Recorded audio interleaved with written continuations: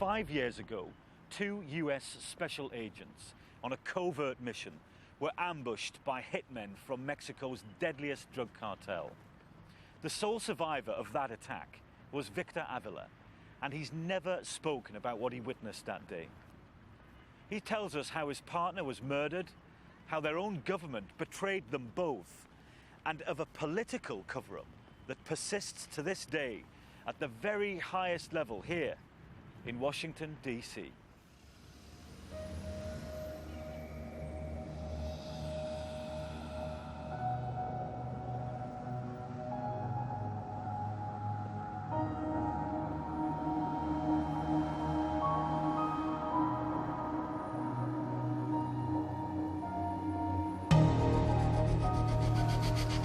On the morning of the 15th of February 2011, 2 federal agents are dispatched from the US Embassy in Mexico City on a covert mission.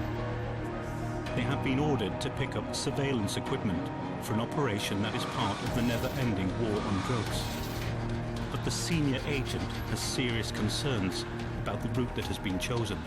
I was vocally upset because there's been a lot of security incidents, and there's a lot of security issues surrounding that highway, Highway 57.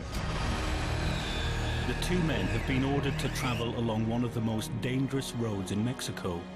It runs through the heart of territory controlled by one of the country's most powerful drug cartels. They are Los Zetas, an organization notorious for their brutality. Back at the US Embassy, Victor's concern is shared by another member of diplomatic staff, his wife. I know that he contacted people in Monterrey who agreed with Victor that it was very dangerous.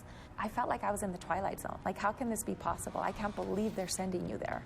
Everyone knew I didn't want to go, and I was ordered. And at that point, as a government employee, you follow orders or you're dismissed. Victor's companion on the journey is Jaime Zapata, recently transferred to Mexico from the US on a temporary posting. Even though Victor has known him for less than 24 hours, he has quickly formed an impression of his new partner. There's brave men out there. He was one of them. He wanted to go. He wanted to go there and be there in the front line to serve his country. The pair are traveling in a bulletproof suburban SUV supplied by their agency, Immigration and Customs Enforcement, known as ICE. The agents make their collection and set off back to Mexico City, with Jaime Zapata now driving.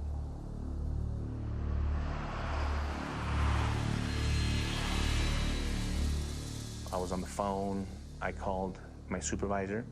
I informed him that we had just picked up the equipment and we were on our way back, and our estimated time of arrival and entering the city would be sometime at rush hour. But the agents are not alone. They are being tracked by 2 carloads of Los Zetas sicarios, cartel hitmen who are looking to hijack their vehicle. Jaime noticed that there was a long gun, the barrel of a long gun sticking out from the back of the seat. And then I peeked over and looked at it and I said, I see that. I said, and noticed that that Suburban was occupied by multiple individuals. They get very, very close, very close.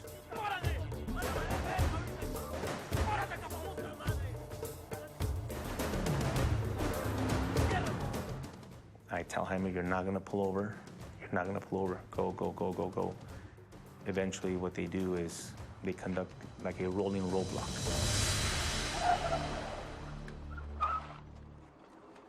¡Órale, puto! ¡Bájate, imbécil, bájate! ¡Que te bajes, estoy diciendo, imbécil! ¡Que te bajes! ¡Ahora sí te va a cargar la verga, imbécil! At this point, I have my hands up, closest to the windshield as I can. Jaime has them on top of the steering wheel, like this. And I yell at them, we are Americans, we are US Embassy employees. This is a diplomatic vehicle. We are diplomats. They didn't care. They all had evil in their faces. and in their eyes. ¡Órale, idiotas, que se bajen! ¡No me escucharon! ¡Nos va a cargar la verga, pendejos! ¡Órale, cabrones! 2 shooters approach me at my window, and before I know it, they introduce an AK-47 and a handgun right here. And I immediately put my head back, and I went up to against the post of the Suburban, and with my hand, I hit the window to raise it.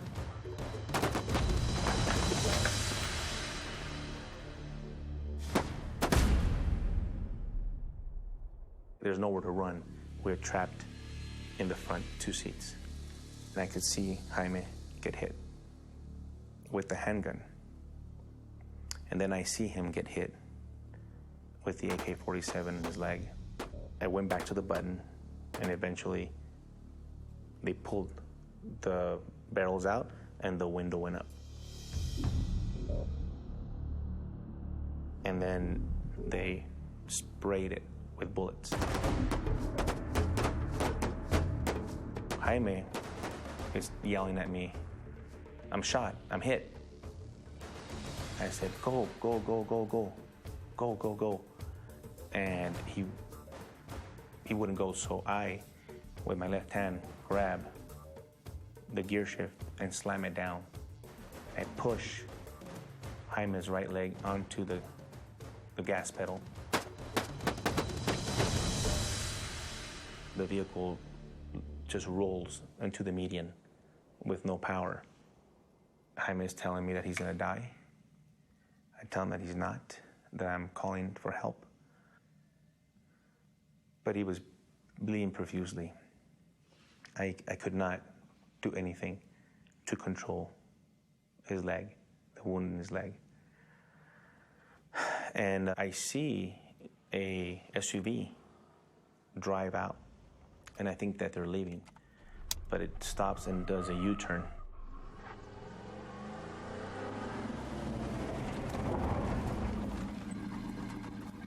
And 2 individuals come out, and they look at me, and I look at them, and they both shoot.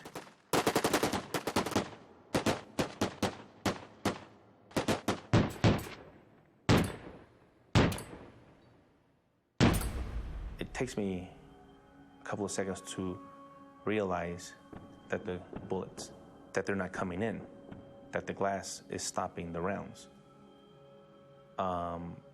And the partial vision that I had was when they stop shooting, they get in and they go.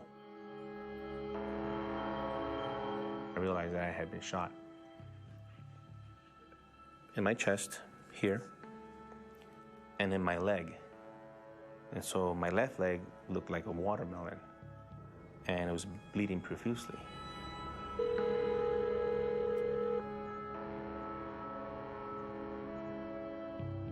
I call the U.S. Embassy, and when they answer, it routes my call to the regional security office. And the regional security office, the receptionist answers, RSO. And I tell her, my name is Special Agent Victor Avila. I work for ICE, Immigration and Customs Enforcement. We have been shot. There's an agent down. We need help. We need help now. I walk towards the front desk, and she's on the phone and she's screaming, "Agent Avila has been shot. Agent Avila has been shot." I lost it. I can't remember what I did, but I know that I was escorted. I started yelling, just give me the phone, let me talk to him. I kept asking, is Victor okay? Is Victor okay? Can somebody please tell me how my husband is?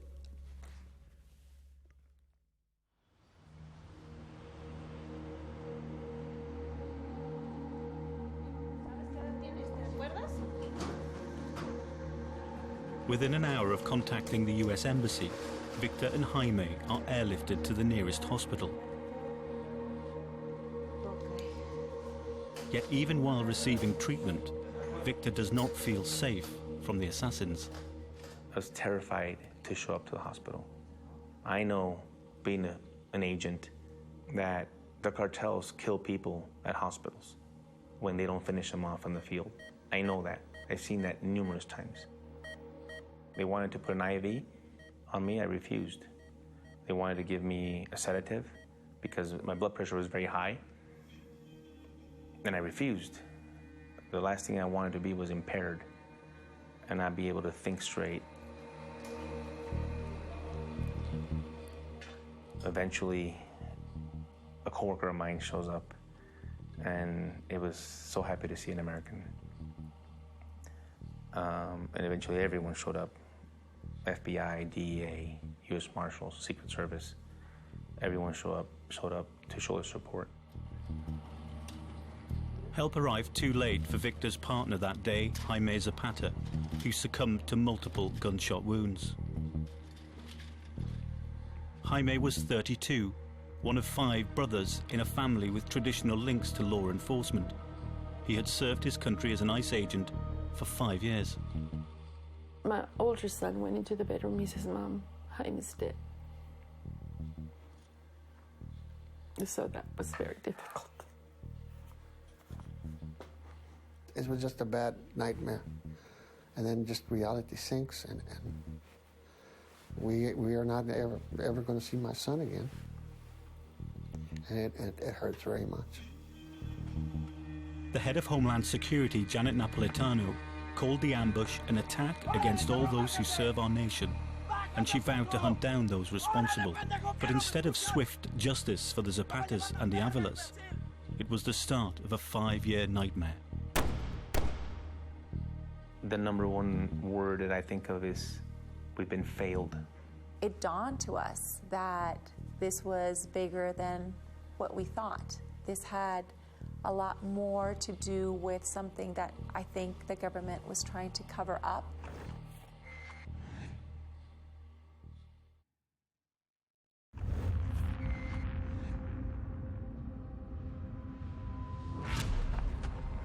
On February the 15th, 2011, assassins from one of Mexico's deadliest drug cartels ambushed 2 US federal agents carrying out a covert mission.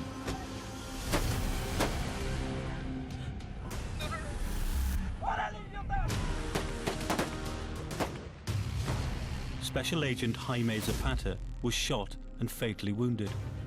His sacrifice was recognized at the highest level. It was like the second day that Jaime passed away that the president called. And he said, on behalf of Michelle and myself, we're sorry about what happened to your son. And, you have our condolences.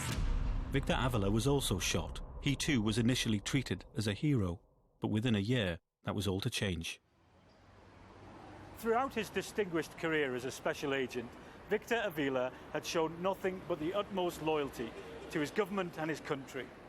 But then he decided to search for the truth about what happened to him and his partner on that fatal day 5 years ago. That search has taken Victor back here to Mexico City. It is the first time he has returned since he was nearly killed in the ambush. But his determination to uncover what happened to him has cost Victor his health and his career. Victor and I had known each other for many years, since we worked together on a story about a child smuggling gang. Then one morning, he called me out of the blue. Good to see you.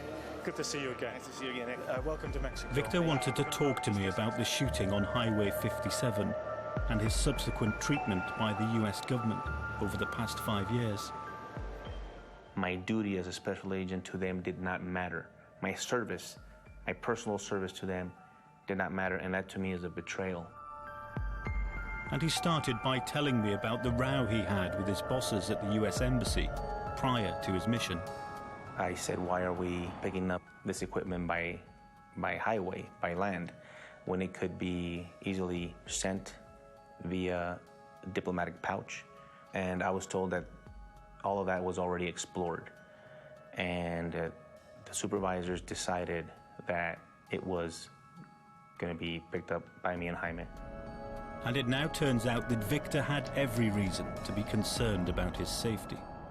We've obtained this internal security memo dated January the 18th, 2011, and it's from the State Department, and it mentions places like Monterey.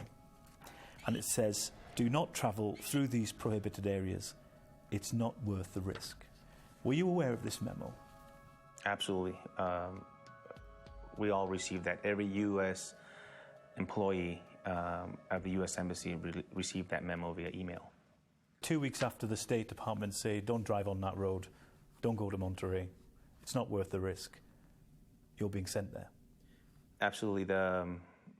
This notice was completely ignored by my office. I challenged it so much that I asked my supervisor to approach the deputy attaché, and the deputy attaché, in so many words, said he wasn't aware of any security incidents, and he needed that equipment by close of business day on Tuesday. Immediately after the shooting, a joint task force of US and Mexican law enforcement, headed by the FBI, was set up to trace the killers. Within days, they'd made a number of arrests.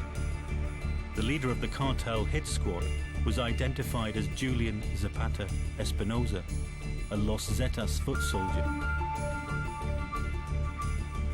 And there was another highly significant breakthrough.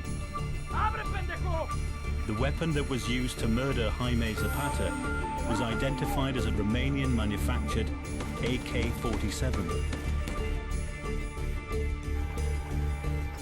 The detective work in tracing the weapon was carried out by the Federal Bureau of Alcohol, Tobacco and Firearms, or ATF. They were able to trace the AK-47 back to where it was sold, the date it was purchased, and the name of the individual who bought it.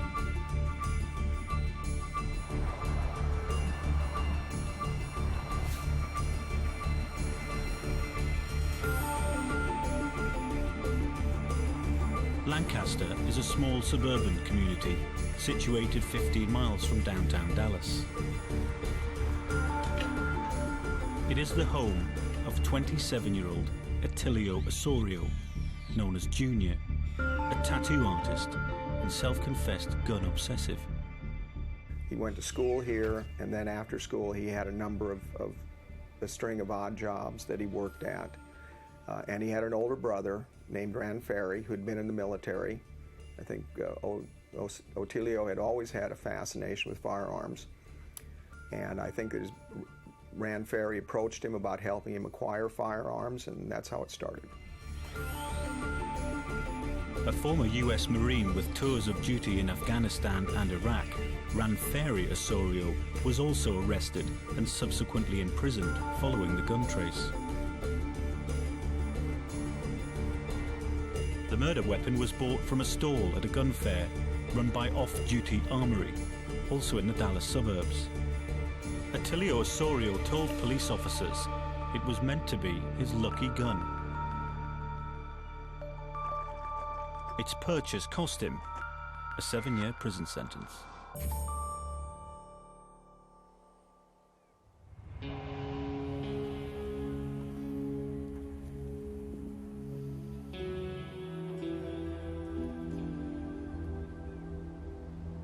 Hi, Victor. It's been such a long time. Very nice to see you. Very nice to see you. In the 5 years since the shooting, Victor, Claudia, and the Zapata family have grown close. Then I think what Jaime went through. You know? United in their grief, they decided to launch a joint legal action against the US government for ordering the two men to travel on Highway 57. Yes. But the moment that they started to demand answers about the circumstances surrounding the shooting, everything changed. At the beginning, they were very nice. They would come over and the same thing. Oh yeah, we're investigating. We're still trying to get to the bottom of this. Right now, they don't even care. You see and recognize how clearly the gross negligence was there. So I have the right to do that. I was the outcast. I was a pariah. It's hard to swallow just how unjustly Victor has been treated. And just to see the Zapatas who, they lost a son. I can't even imagine what they're going through. Day after day after day, not getting the answers that they so deserve.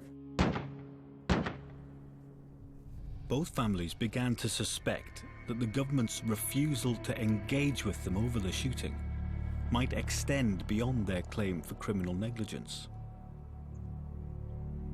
2 months prior to the attack on Highway 57 in December 2010, another US federal agent, Brian Terry, had been shot dead by criminals near the Mexican border. Brian Terry was a former United States Marine who got hired by the United States Border Patrol and worked along the southwest border. In Peck Canyon, in December of 2010, he was murdered by what we call a RIP crew. And a RIP crew is a group of illegal immigrants that come across the border with the expressed intent to rob other groups of migrants. The investigation into Terry's murder linked the weapon to a far-reaching operation called Fast and Furious that involved the transfer of thousands of firearms across the US-Mexican border. But there was a problem. Fast and Furious was not a gun trafficking conspiracy operated by the Mexican drug cartels. It was, in fact, being run by the US Bureau of Alcohol, Tobacco and Firearms. And it was out of control. We armed the very people that killed Brian Terry.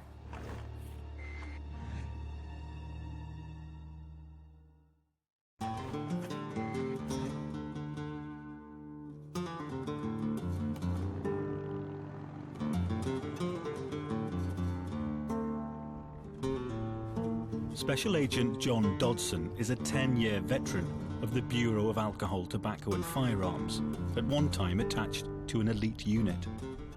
We were a firearms trafficking group. We were to investigate and prosecute illegal firearms traffickers, specifically those trafficking to the southwest border.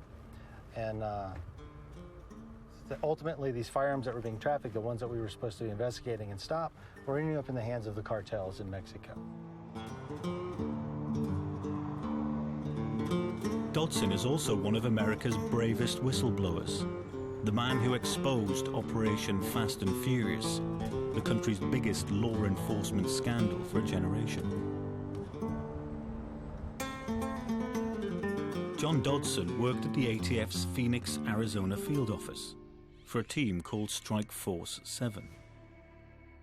Also known as the Phoenix Group, the Strike Force came up with a strategy of actively encouraging legitimate firearms dealers to take part in illegal sales. It was known as gun walking, intended to keep the criminal purchasers under surveillance so they could map out their network.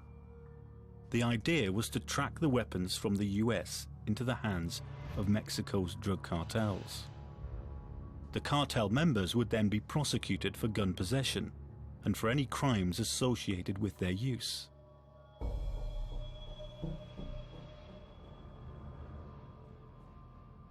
But in December 2010, US border agent Brian Terry was murdered by a weapon linked to Fast and Furious. And the ATF's response was to try and wipe their fingerprints. They immediately cut the ties, severed the links, changed the reporting in our reporting system, denied me and other people access to the reporting system so that we couldn't make a connection for them. They were doing everything they could to cover up the fact that Brian Terry was killed with weapons from the Fast and Furious investigation. And what did that prompt you to do? I made the decision that I felt someone had to know. So I was contacted by congressional investigators, and they said they were looking into it and wanted to know the truth. So I told them I would tell them the truth. John Dodson's revelations about Fast and Furious led to an 18-month congressional inquiry.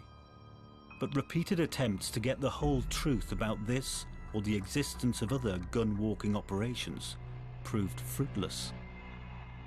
The pages go on like this forever. You've given us black paper instead of white paper. You might as well have given us a ream still in its original binder.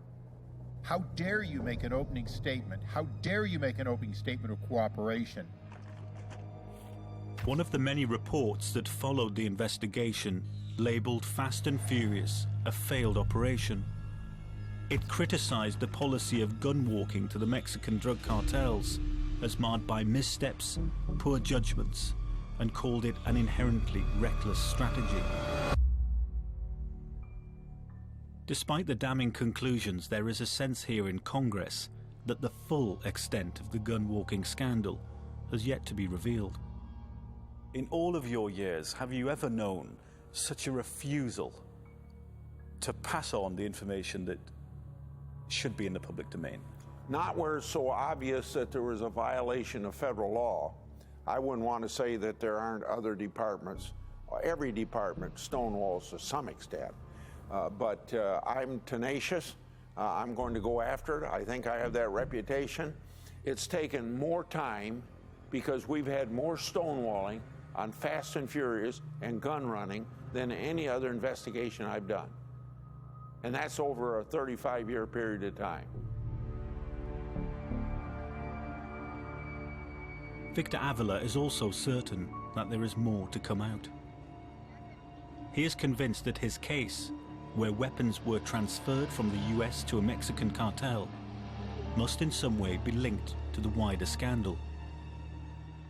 We have requested numerous times through many avenues, not just the Freedom of Information Act, for documents surrounding the attack, and to this day have not received one single document from the US government. It's been covered up? Absolutely is a cover-up.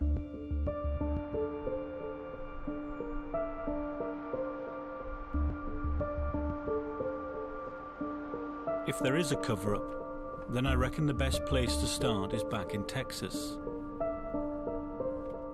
It was a matter of public record that the ATF had traced the gun that had murdered Jaime Zapata to a man who lived here in Lancaster.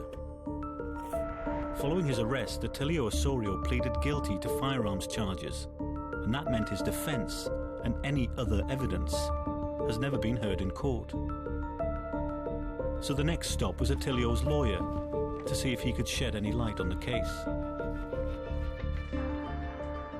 So at your request, I retrieved from archives my file on Otilio's case.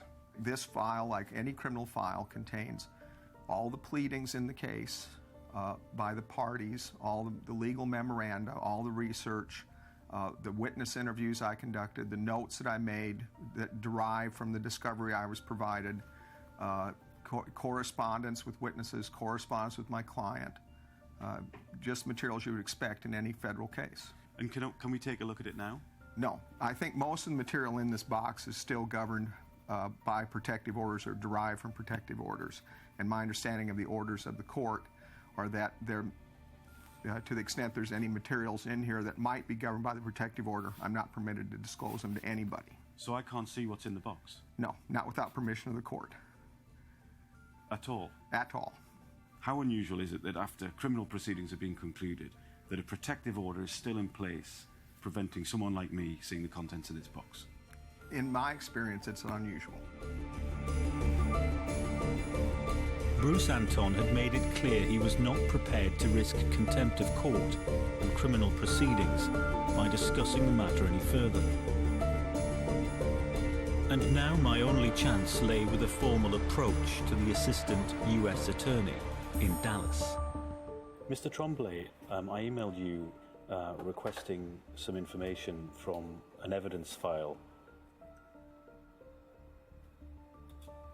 Are you saying that there is absolutely no chance that we can lift the protective order on this file so that we can see some of the information as it related to this case? So I can't go to a judge and say, can it be lifted?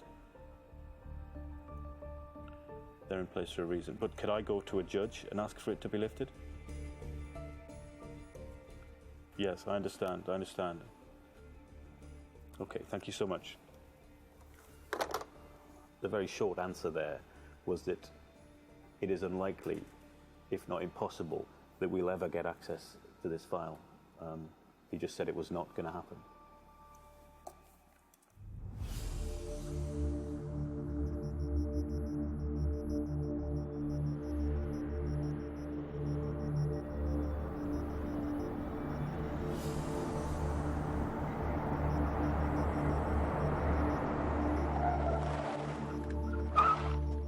It seemed as though we'd reached a dead end. Through the federal court, the US government had ordered that all the outstanding evidence surrounding the guns used in the ambush on Highway 57 should remain hidden from both the families and the public.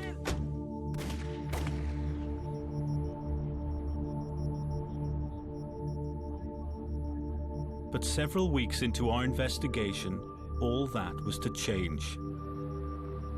And the breakthrough came not in Texas, but at a different location which we've chosen not to identify.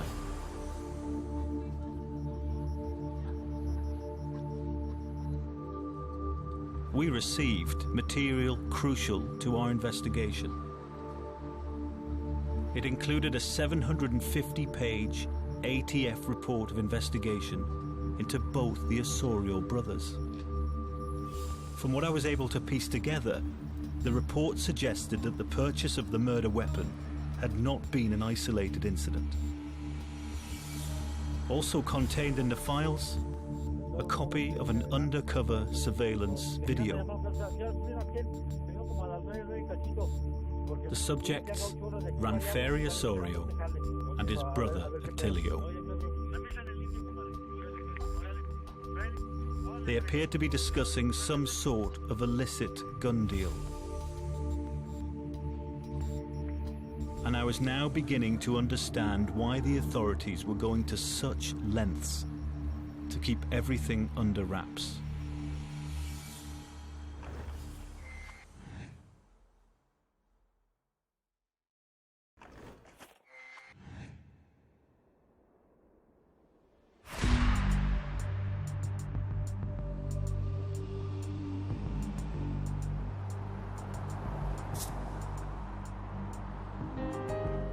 We now had the 750-page ATF report, but given its length and complexity, it was going to require expert analysis. And Special Agent John Dodson agreed to help us. His reading of the file reveals that in the months leading up to the shooting in Mexico, there was a long-running illegal arms dealing conspiracy based in Lancaster, Texas.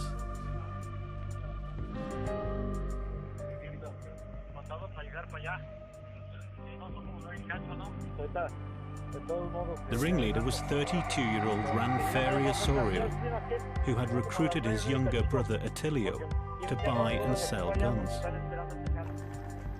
The file shows that in June 2010, 2 cars traveling south to the Mexican border were stopped and searched by Oklahoma City ATF agents. One of the vehicles was carrying several automatic and semi-automatic weapons stuffed into military duffel bags.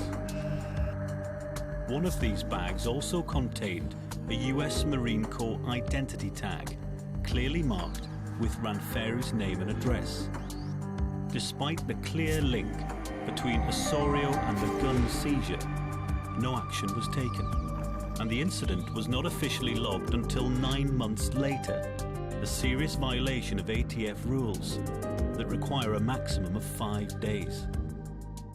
What they were doing was illegal activity, and if anything else further in the future happened, you were going to come down on them with all the strength of the United States government, all right, with a big, heavy mallet, and they would be stuck between a very hard place and that heavy mallet.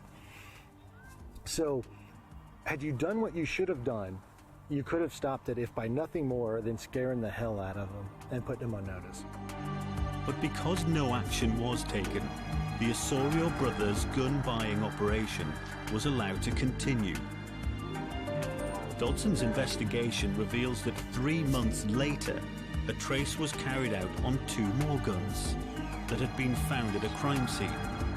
The records showed that both weapons had been bought by Ranferi Osorio, in one case just 8 days before the crime. Again, nothing was done. And 1 month later, the murder weapon used in the ambush on Highway 57 was purchased. What your file clearly demonstrates is the Osorio brothers blipped the radar long before they made the purchase of the firearm on October 10th, 2010, which was ultimately used to kill Jaime Zapata and injure Victor Avila. And that I think that report documents sufficiently that they blipped the radar of such a magnitude and frequency that something should have been done prior to their ever having the opportunity to purchase those guns that were used to kill Zapata.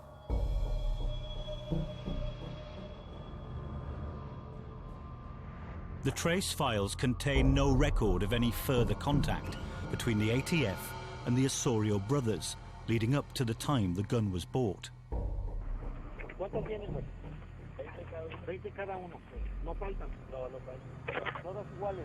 But we do know that 1 month after the purchase of the murder weapon, the brothers are still involved in the illegal gun trade. This surveillance video shows them delivering 2 bags of 40 guns to one of the ATF's own confidential informants working undercover. The investigation is into drugs and weapons trafficking by the Zetas cartel, and although the guns are subsequently seized near the border, the Osorios aren't arrested. These firearms were purchased out of Texas, so I know it's not Fast and Furious, because Fast and Furious was a case worked out of Phoenix. However, as it was explained to me several times while I was working in Phoenix, that this manner of investigation, this strategy, this way of doing things was referred to as the Phoenix model, right? And it had been exported to the other field offices and field divisions along the southwest border. Okay, it's not Fast and Furious, but it's probably another case just like it.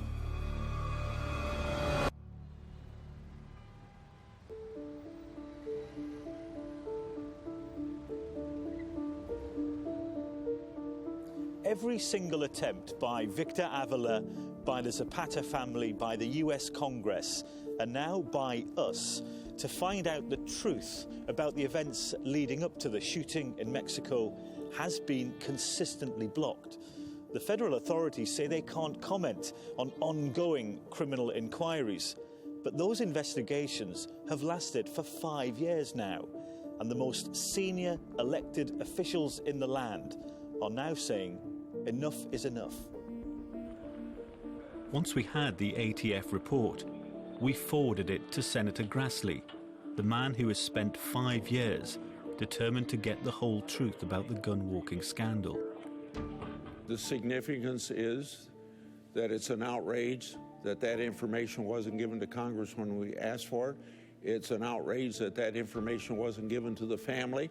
And the biggest outrage is that that information wasn't followed to the rest of the people that were involved. And if those people had been arrested for violating the law, Zapata may be alive.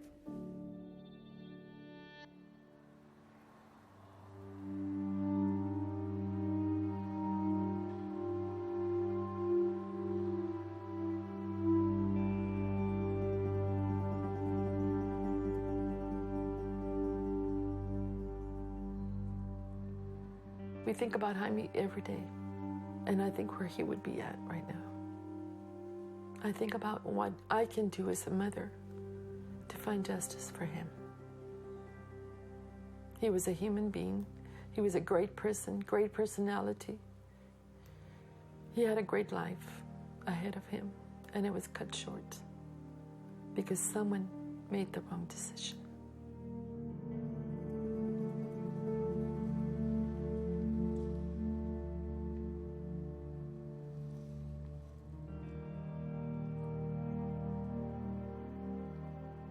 Sometimes when I go by there and I look at his picture, I go over there and it just, sometimes it hits me that I have to cry.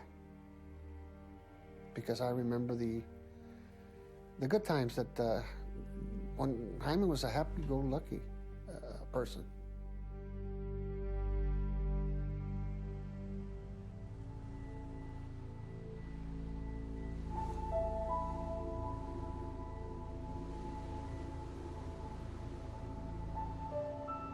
After Washington, D.C., I had one last visit to Victor and Claudia to tell them what we'd discovered. This is the file that the US government did not want you to see.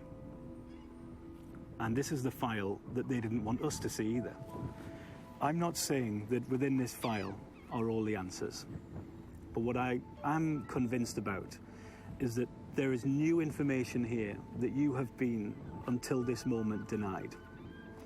That we will be able to show that there was an awareness of illegal activity with regards to buying and selling guns, but that, I don't know why, nothing was done.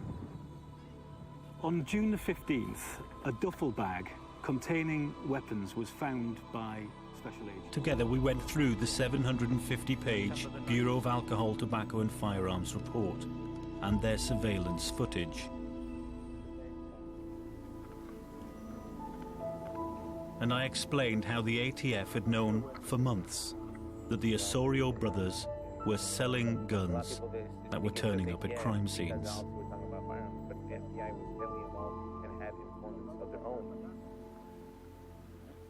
No, I'm not like that. Sorry.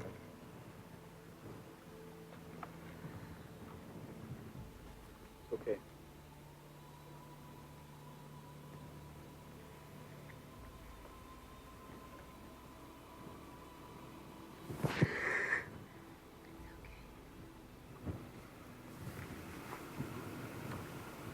You're alive, and that's all that matters. Yeah, but the Zapata family, man.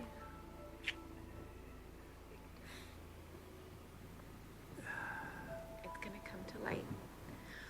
It's gonna come My family has me. Yes, my kids have me. I have my kids. And my family.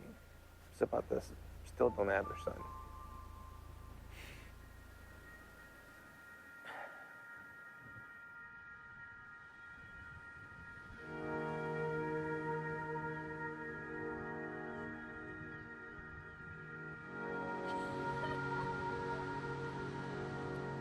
For Victor Avila and his family, the last 5 years have been hell. He was seriously wounded in the line of duty, his partner killed. He was first hailed as an American hero, then for having the courage to stand up for the truth, shunned as a pariah.